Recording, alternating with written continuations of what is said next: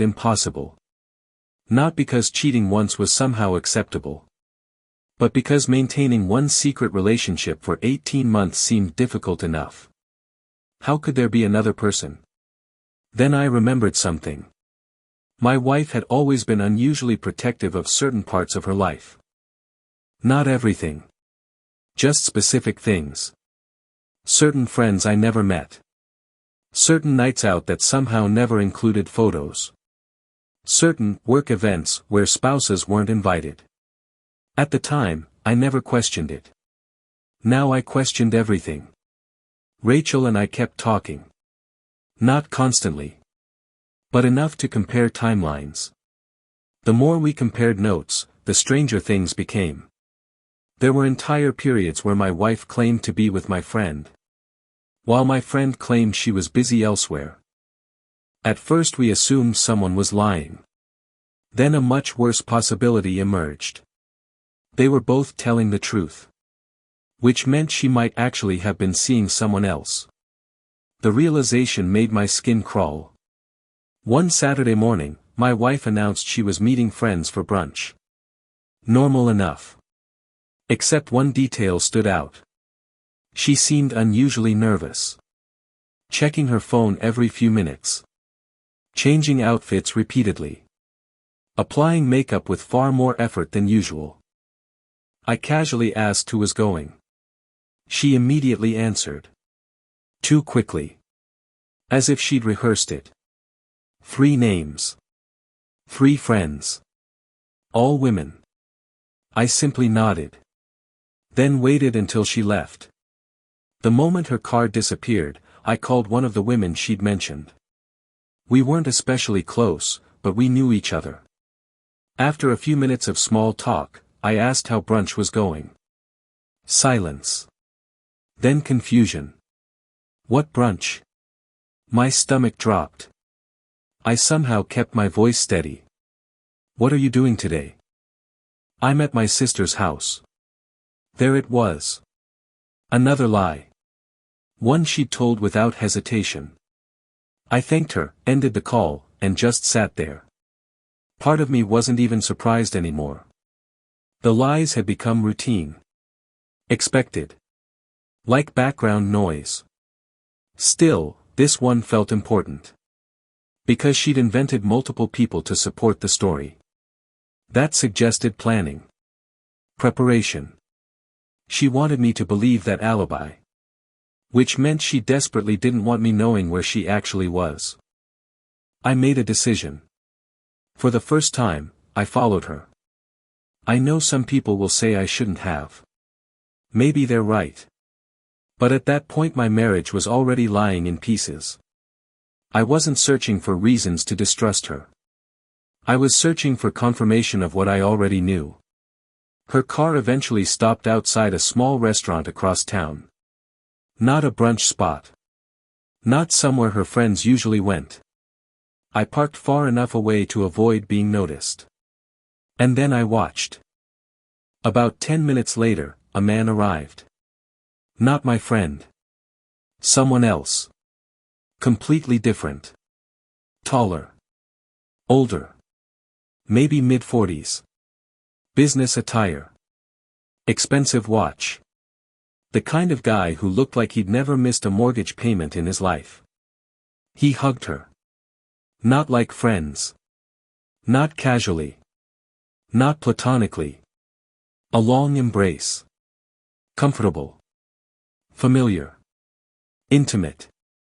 I felt something inside me break. Even after everything I'd discovered, seeing it with my own eyes hit differently. Messages were one thing. Reality was another. I watched them enter the restaurant together. Laughing. Touching each other's arms. Acting like a couple. Like people who belonged together. For almost an hour I sat in my car staring at the entrance. Part of me wanted to storm inside. Part of me wanted to leave. Part of me wanted to disappear completely. Then things got even stranger. When they finally came outside, another woman approached them. At first I assumed it was someone they knew. Then I noticed the shouting. The pointing. The anger. The older man's face went pale. My wife looked horrified. The woman was furious. People nearby started watching.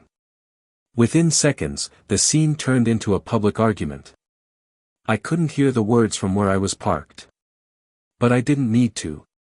The body language said enough. The furious woman shoved the older man. He tried to calm her down. She pointed directly at my wife. Then everything exploded. Drinks were thrown. People started recording on their phones. Restaurant staff rushed outside. And my wife. My wife literally ran. She got into her car and drove away. Just drove away. Leaving the man behind. Leaving the argument behind. Leaving chaos behind. I sat there stunned. What the hell had I just witnessed? Later that evening, Rachel helped answer the question. After some digging, she identified the older man. And the woman who confronted them. The woman wasn't a random stranger. She was his wife. Which meant my wife wasn't having one affair. And she wasn't having two relationships. She was actively involved with at least two married men at the same time. I honestly couldn't process it. The woman I thought I knew had become completely unrecognizable. But the biggest shock was still coming. Because the public confrontation at that restaurant triggered a chain reaction. A chain reaction that would expose the affair to far more people than any of us expected. Including someone my wife desperately did not want finding out. The restaurant incident should have been enough. At least for me. At that point, I had more proof than any person should ever need. I knew about my friend.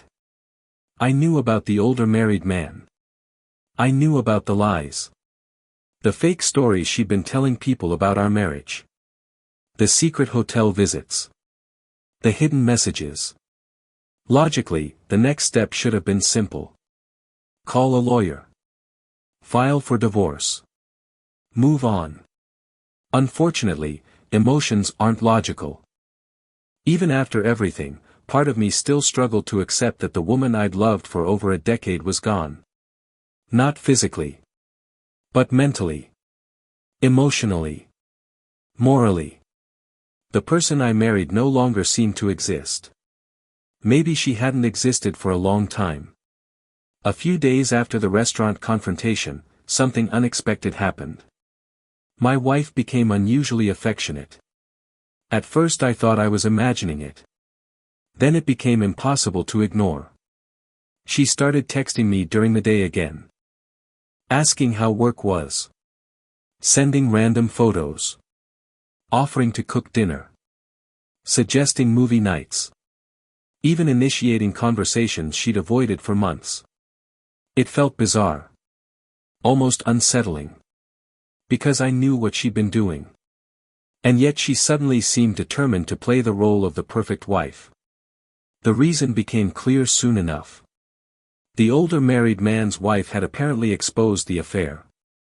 Not publicly. But enough people knew. Enough questions were being asked. Enough pressure existed that my wife suddenly needed stability. She needed me. Not because she loved me. Because I was useful. A safe place to land if everything else collapsed. That realization hurt more than I expected. I wasn't a husband anymore. I was a backup plan. A contingency option. A safety net. Then came the event that changed everything. About a week later, I received a message from someone I hadn't spoken to in months. My wife's younger sister. Let's call her Emma. The text simply said, "Can we talk?" That was unusual. Emma and I got along well enough, but we rarely communicated directly. I agreed. We met the following afternoon. The moment I saw her, I knew something was wrong. She looked nervous. Guilty. Like someone carrying a secret they didn't want. For several minutes, she barely spoke. Then she finally said, "I think you deserve to know what's been happening." Those words immediately made my pulse quicken. Apparently Emma had known pieces of the truth for months. Not everything. But enough. My wife had occasionally confided in her. Bragged to her. Complained to her. Lied to her. The details were disturbing. According to Emma, my wife wasn't struggling with guilt. She wasn't conflicted. She wasn't trapped between choices. She viewed the entire situation differently. Almost like a game. Validation. Attention. Excitement. The thrill of getting away with it. Emma looked physically sick while describing some of the conversations. Then she revealed something that completely stunned me. The affair with my friend wasn't actually the beginning. It wasn't even the second affair.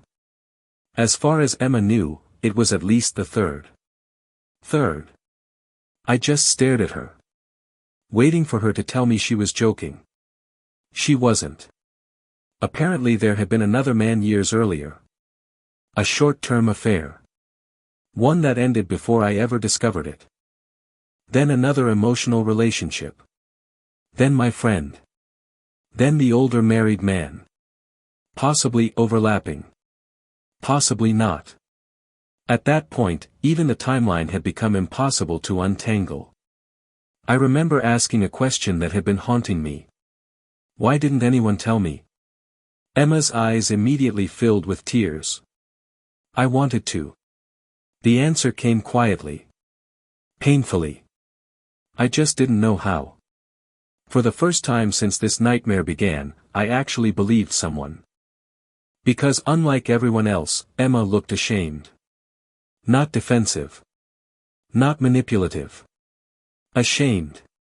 She admitted she should have spoken sooner. Admitted she'd convinced herself it wasn't her place. Admitted she'd made excuses. And admitted she regretted all of it. Then she handed me something. A flash drive. At first I didn't understand. Then she explained. Months earlier, my wife had accidentally backed up files onto a shared family computer. Photos. Messages. Documents. Emma had copied everything after becoming concerned. Not to expose her sister. To protect herself. She feared being dragged into the situation later. I took the flash drive home. Part of me didn't even want to look. How much worse could this possibly get? I already knew more than enough. But curiosity won.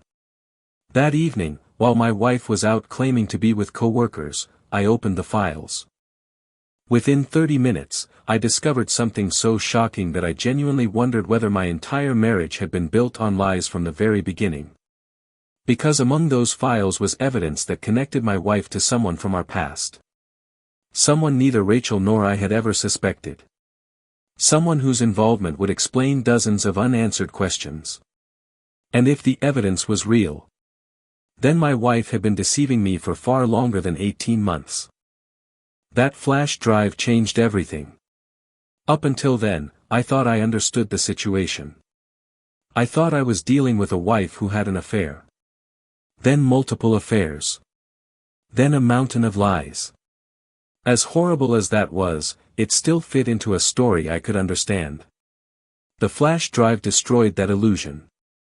The first few folders contained exactly what I expected. Screenshots. Photos. Messages. Nothing I hadn't already seen in one form or another. Then I opened a folder labeled Bold Backup. The timestamp showed it had been created years earlier. Long before the affair with my friend. Long before the older married man. Long before most of the problems in our marriage. I almost skipped it. I wish I had. Inside were old emails. Archived conversations. Photos from the early years of our relationship. At first I felt strangely nostalgic. We looked happy. Genuinely happy. Vacations. Weekend trips. Birthday parties. Normal couple stuff. Then I found a message thread. A very old one. And the name at the top instantly caught my attention. Let's call him Jason. Jason wasn't a stranger. He wasn't some random guy. Jason had been part of our friend group years ago. Not a close friend. But close enough that we'd spent time together. He eventually moved away and disappeared from our lives. Or so I thought. The conversation started innocently enough. Friendly jokes. Casual updates. Nothing unusual. Then I scrolled further. And my stomach dropped. The flirting wasn't subtle. Not even close. The messages became increasingly intimate. Increasingly personal. Increasingly inappropriate for a married woman. What shocked me wasn't just the content. It was the date. The conversation began only a few months after our wedding. A few months. Not years later. Not after relationship problems developed. Not during a rough patch. Practically at the beginning. I remember staring at the screen trying to process it. All those years. All those memories. All those moments I believed were part of a strong marriage. And apparently she was already crossing boundaries almost immediately. Then I found photos. Nothing explicit. But intimate enough. Selfies she'd never sent me. Pictures taken during times she claimed to be elsewhere. Private jokes. Private nicknames. Private memories. An entire hidden world. My hands were shaking by that point. Because a terrifying possibility was beginning to form. What if none of this started recently? What if deception had always been part of the relationship? The more I searched, the worse it got. There were references suggesting they'd met multiple times. Secretly. Repeatedly. And then, buried deep in the messages, I found something that made my heart stop. Jason asking. Does he suspect anything? Her response. No. He trusts me completely. I sat there frozen. Because she was right. Back then, I trusted her completely. Without question. Without hesitation. And apparently she knew exactly how much trust she had. And exactly how to use it. I kept digging. Hour after hour. At some point after midnight, another realization emerged. Jason wasn't the person who'd caused all the damage. He was just the earliest person I could find evidence of. The first visible crack. Not necessarily the first betrayal. Just the oldest surviving record. By now, I wasn't trying to determine whether my wife cheated. That question had been answered. I was trying to figure out whether she had ever truly been faithful at all. The answer terrified me. Because every new file seemed to push the timeline further back. Every discovery challenged another memory. Every lie contaminated another piece of our history. Then I found something unexpected. A folder filled with documents. Not messages. Not photos. Documents. Budgets. Financial plans. Spreadsheets. At first they seemed unrelated. Then I noticed something strange. Several accounts I didn't recognize. Credit cards I didn't know existed. Transactions I'd never seen before. Amounts that didn't make sense. The deeper I looked, the more concerned I became. This wasn't just about relationships anymore. Money was involved. Potentially a lot of money. And when I compared dates, a horrifying pattern emerged. Some of the financial activity lined up perfectly with periods where she'd been lying about her whereabouts. I suddenly realized I might have another problem entirely. Not just infidelity. Not just deception. Something financial. Something hidden. Something that could affect both of us. What I didn't know then was that within 24 hours, I'd discover exactly how deep that financial secret went. And unlike the affairs, this revelation wouldn't just threaten our marriage. It would threaten my future as well. By the time I finished going through the flash drive, it was nearly 4 in the morning. I should have gone to sleep. Instead, I sat in front of my laptop staring at spreadsheets. Because something felt very wrong. The affairs had dominated my attention for weeks, but now another question was taking over. What else had she been hiding? At first, the financial documents looked harmless. Monthly budgets. Savings goals. Insurance information. Normal adult paperwork. Then I started comparing them to the records I actually had access to. The numbers didn't match. Not even close. Expenses appeared in one place but not another. Accounts existed that I'd never heard of. Credit cards weren't listed on our shared financial statements. And certain transfers seemed deliberately structured to avoid attracting attention. Maybe there was an innocent explanation. At least that's what I told myself. But by then I'd heard that excuse too many times. The next day, while my wife was supposedly at work, I called our bank. Nothing dramatic. I simply asked questions about accounts connected to our household. What I learned made my blood run cold. There was a credit card under her name that I didn't know existed. Not unusual by itself. People have separate accounts.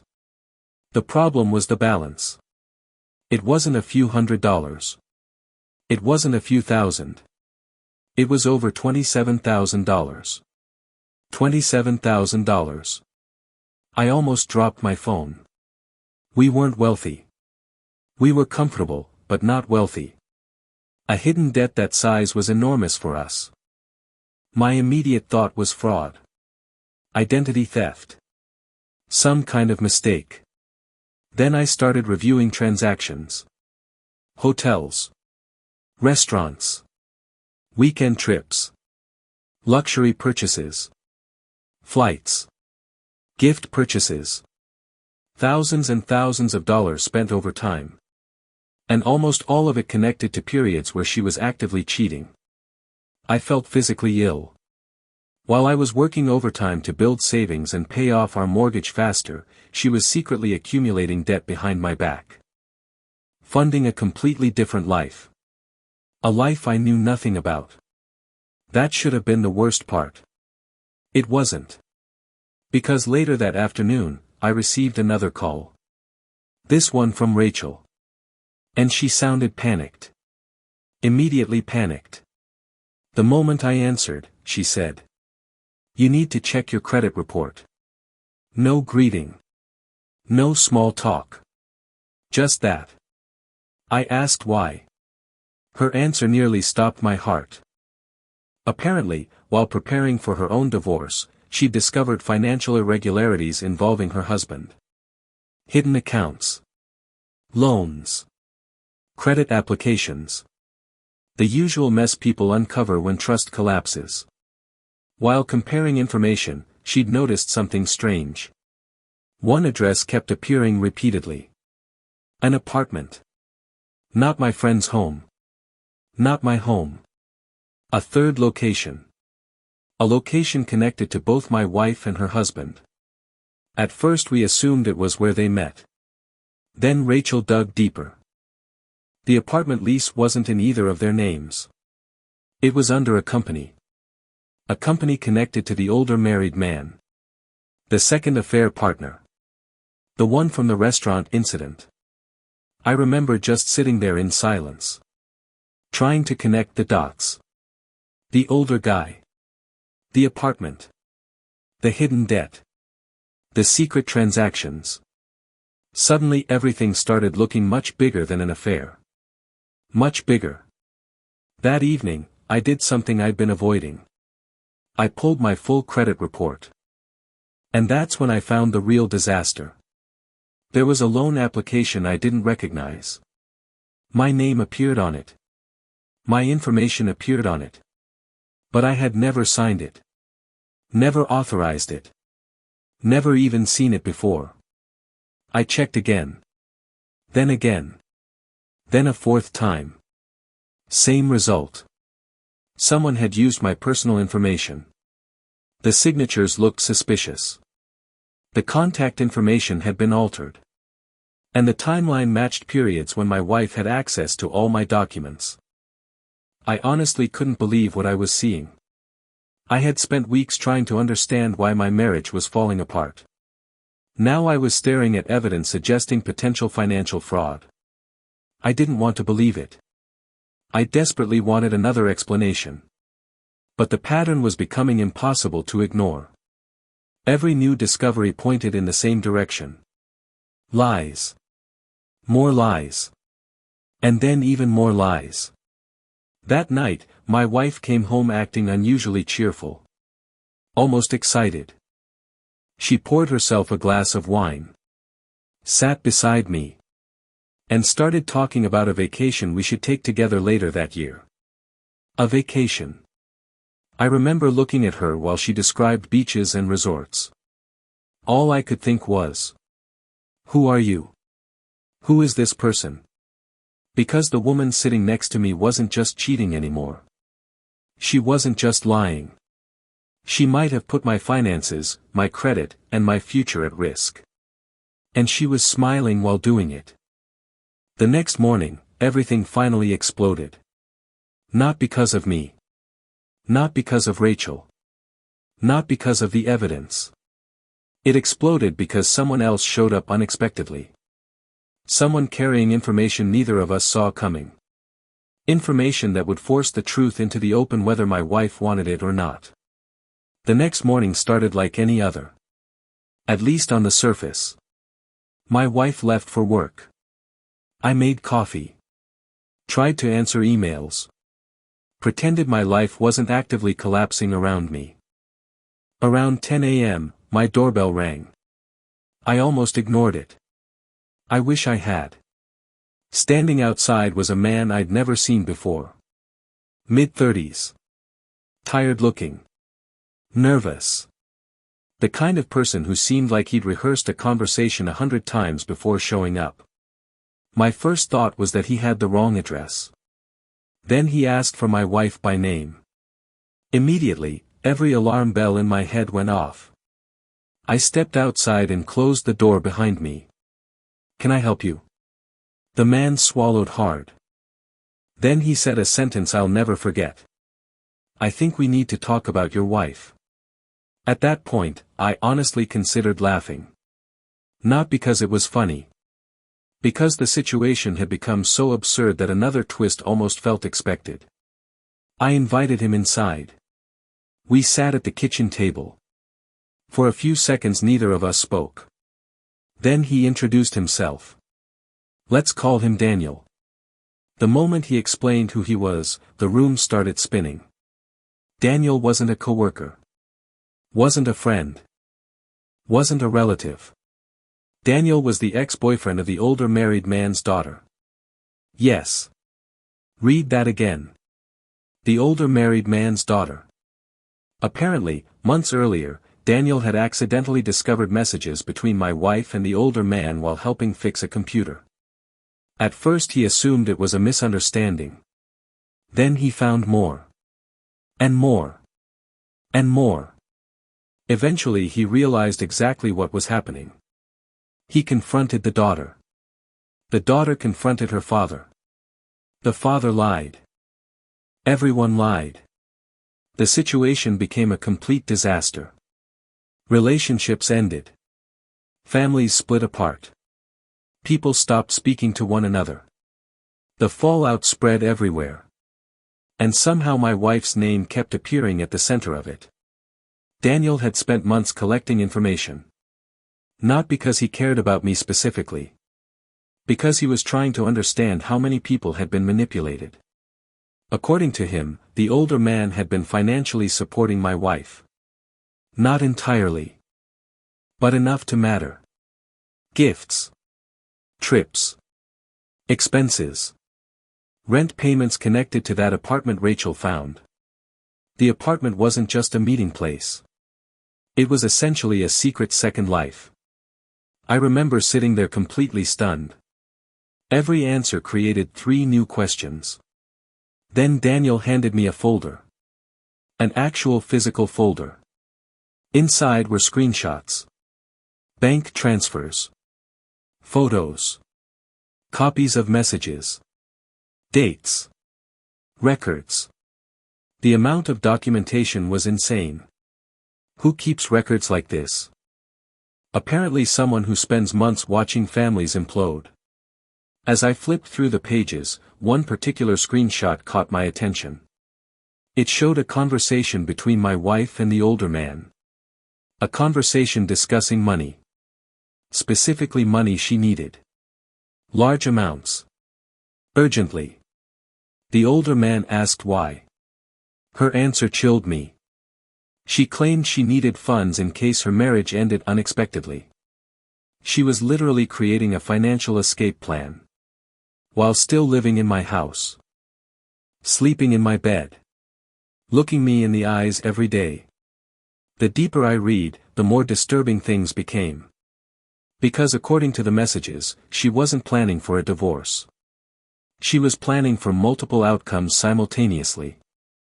If my friend left his wife, she'd pursue that relationship. If the older man left his wife, she'd pursue that relationship. If neither worked out, she'd stay married to me. I wasn't a husband. I was Plan C. A backup generator. A fallback option. A safety net. And somehow that realization hurt more than the affairs themselves. Nobody wants to discover they're someone's second choice. Or third choice. Or emergency option. Then Daniel said something that made my stomach drop. There might be more. More. Of course there was more. At that point, why not? Apparently during his own investigation, he'd encountered references to another person. Someone younger. Someone local. Someone who didn't fit into any of the timelines we'd already uncovered. I remember rubbing my face and laughing. Actually laughing. Not because it was funny. Because I had reached a point where my brain simply couldn't absorb any additional betrayal. One affair had become two. Two became three. Three might become four. Reality had stopped making sense. Before leaving, Daniel gave me one final piece of advice. Whatever you think you know, assume there's more. At the time, I thought he was exaggerating. I thought there couldn't possibly be anything left to discover. I was wrong.